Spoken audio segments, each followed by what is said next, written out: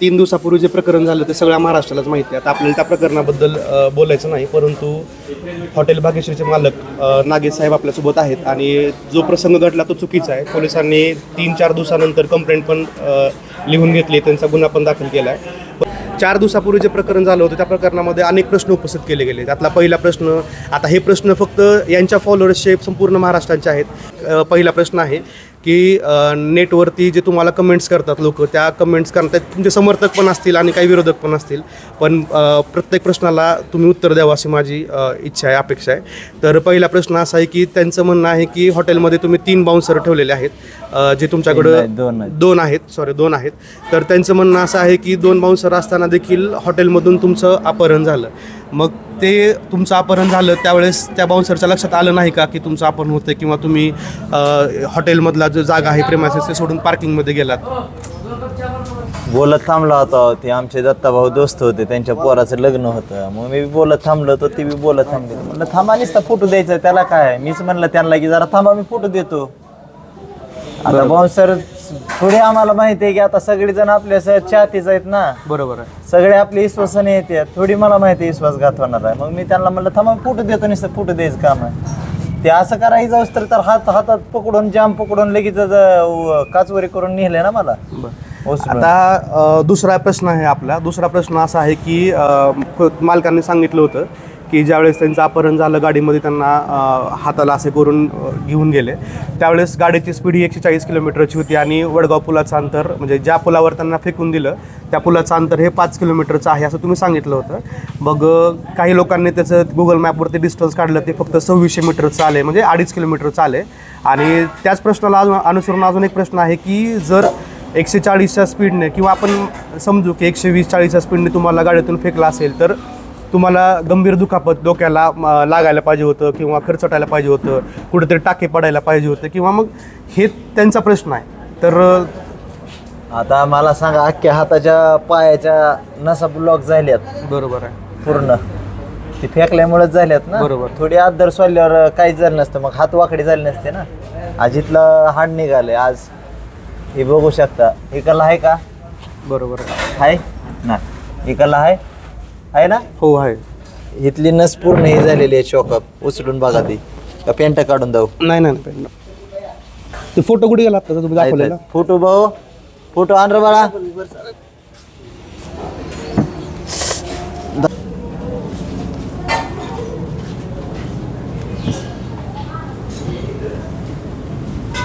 हो, इथं झूम करायचं थोडं. हो, बसा तुम्ही. आहे? हो आहे. ते पूर्ण पायाच्या नसा ब्लॉक झाल्यात, हाताच्या ब्लॉक झाल्यात. इथून एक खांदा बाहेर निघालाय. असा बसवल्यावर सोडल्यावर हे निघालं नसताना हे ब्लॉक झालं नसतं. आज जेवा येत नाही, 4 दिवस झालं. बायको जेवण सारखी. आज 5 दिवसानंतर आंघोळ भेटली. आता हा तिसरा प्रश्न आहे. तिसरा प्रश्न असा आहे, त्यांनी असं म्हणतात की आता तुमच्या बाउन्सरची पण मुलाखत एका न्यूज चॅनलने घेतली होती. त्यात बाउन्सर असं म्हणाले की आम्ही तुम्हाला ज्या गाडीमध्ये घेऊन गेले त्या गाडीच्या पाठीमागं 1/2 किलोमीटर पळालो आणि मग त्यांना कुठल्या तरी गाडीवाल्याने लिफ्ट दिली आणि मग ते त्या तुमच्यापर्यंत पोचले आणि परत तुम्हाला तिथून हॉस्पिटलमध्ये दाखल केलं. परंतु प्रश्न असं उपस्थित करत आहेत की तुमच्या हॉटेलमध्ये, आता तुम्ही जुन्या हॉटेलच्या ठिकाणावरून नवीन हॉटेलमध्ये आला. हे हॉटेल बरंचसं प्रशस्त आहे. मागच्या हॉटेलमध्ये रस्त्यावर पार्किंगची सोय व्यवस्थित नव्हती, अपघातात होऊ शकतात म्हणून तुम्ही खबरदारी म्हणून नवीन ठिकाणी आणले. मागच्या वेळेस तुमच्याकडे CCTV होते, त्यात बॅनर फाडणारे व्यक्ती दिसले होते. आता हे हॉटेल फार मोठा, इथेही CCTV असतीलच, परंतु त्या CCTVमध्ये तो आरोपी किंवा ते जे 4-5 लोक होते ते आलेले आहेत, जेवतानाचे आहेत. ज्या टायमाला लाईट गेली, सगळीच लाईट गेलेली. ती 4 तास लाईट नव्हती त्या टायमाला. मला दवाखान्यात नेलं तरी लाईट नव्हती. लाईटचं आपल्या हातात थोडी आहे, लाईट केव्हा जायना नाही. पाऊस चालू होता त्या टायमाला लाईट गेलेली. मग त्यांचं असं म्हणणं आहे की ते तुम्ही मागच्या वेळेस बॅनर ज्यांनी फाडलं त्यांचे तुम्ही त्यांना पकडलं, CCTVचे व्हिडिओ तुम्ही सोशल मीडियावर टाकले तुमच्या इंस्टाग्राम चॅनलला. पोलिसांना दिलेत ना ते व्हिडिओ, दिलेत ना. मग जर ठीक आहे, पोलिसांचा तपास करतीलच, मग ते व्हिडिओ, त्यांचं असं म्हणणं आहे की ते व्हिडिओ तुम्ही तुमच्या सोशल मीडिया प्लॅटफॉर्मवरून टाका, जेणेकरून तुम्हाला खूप जास्त लोक फॉलो करतात आणि तुमचा जे रीच आहे सोशल मीडियावरचा तो खूप मिलियन्समध्ये आहे. ते 2-3 तासामध्ये ते लोकांना कोण ना कोणतरी ओळखेल आणि मग ते तुम्ही कसं का केलं नाही असं ते विचारता येईल. हो, टाकायसाठी मला सांगा, मी 3 दिवस दवाखान्यात आहे, माझ्या हात बोट चलत नाहीत. ती काढून टाकायला पहिल्यांदा मी तब्येत बघणार आहे ना, थोडी माझ्या हात नीट नाही झाले तर मी धंदा बी करू शकत नाही. आज भिकाऱ्याने असं करायची बारी आलेली. आज दवाखान्यात जायचं, आता दवाखान्यात जाऊन नसा तपासायला लागते आणि या नसा फेलच झाल्या तर याचे ऑपरेशन करायचं. आता इथं हात लावा, कसं आहे, थंड लागायला लागले. ह्याच्या खाली लावा बरं, किती गरम लागते हात. हा हे गरम, हा, हे बघा इथं यांचं गरम लागायला लागले आणि इथं हे खरं आहे. इथं लावा बरं, सुजलेलं दिसायला लागलं. गार चिट आहे ती हात. मग हाताने काहीच करता येत नाही.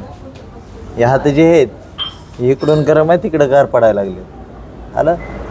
आता पुढचा प्रश्न आहे. पुढचा प्रश्न, ज्यावेळेस आपल्याला हॉस्पिटलमध्ये ॲडमिट केलं होतं, उपचार चालू होते आपल्यावरती, त्यावेळेस तिथं तुमची एक न्यूज चॅनलने मुलाखत घेतली होती. त्या मुलाखतीमध्ये सुरुवातीला तुम्ही 4 ते 5 युवकांनी अपहरण केलं आणि तुम्ही गाडीचं वर्णन आणि ते युवकांचं सांगितलं होतं.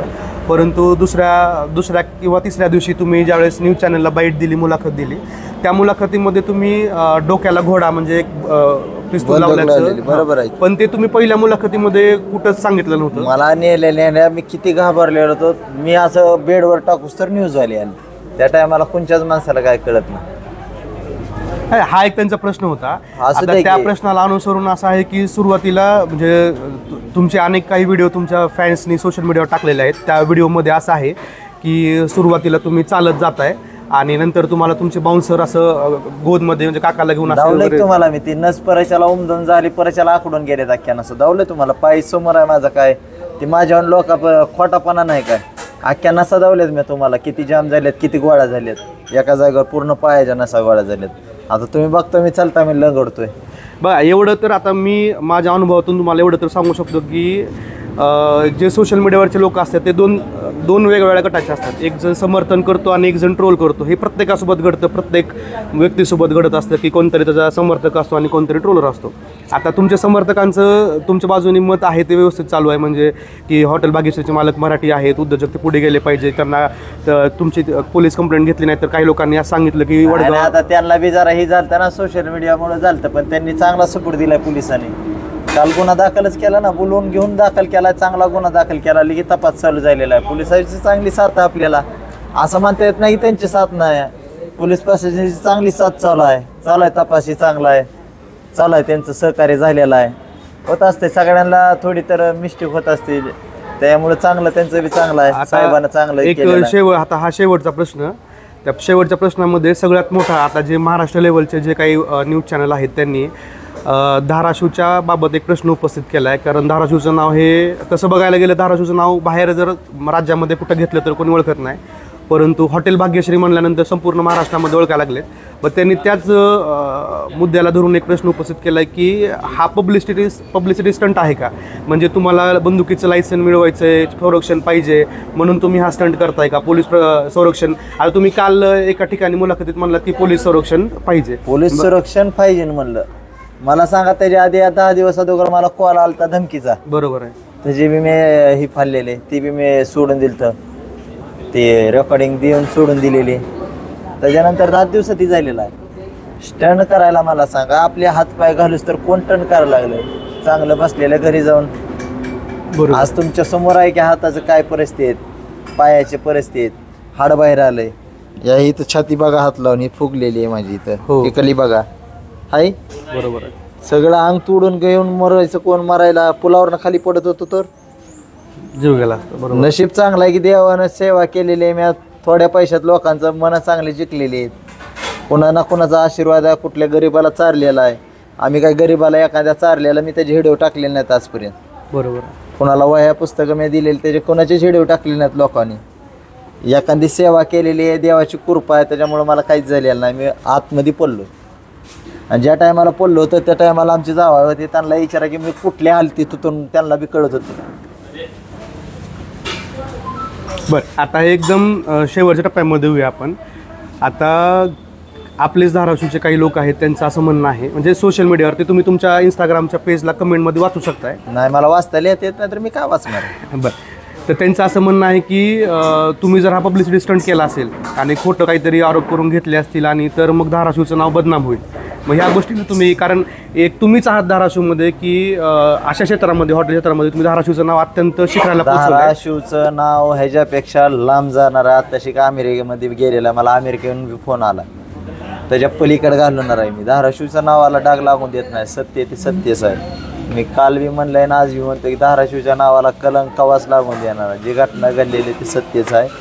त्याचे आय विटनेस बी काल मी दिलेले आहेत, सांगितले इथले किती 9 का 7 आय विटनेस दिलेत आहे ना, तेवढे आय विटनेस म्हणजे इथले आपले हॉटेलमधले कर्मचारी आहेत की जेवायला आले? बाहेरचे बी आहेत. ती दत्ताभाऊ म्हणणे सोनवले भीमनगरचे, ते मला आमंत्रण द्यायला आले. त्या बुधवारी त्यांच्या पोराचं लग्न आहे, ते आमंत्रण द्यायला आले. ते त्यांच्या समोरच उचलून नेले, त्यांनी बी येते काय मला आय विटनेस.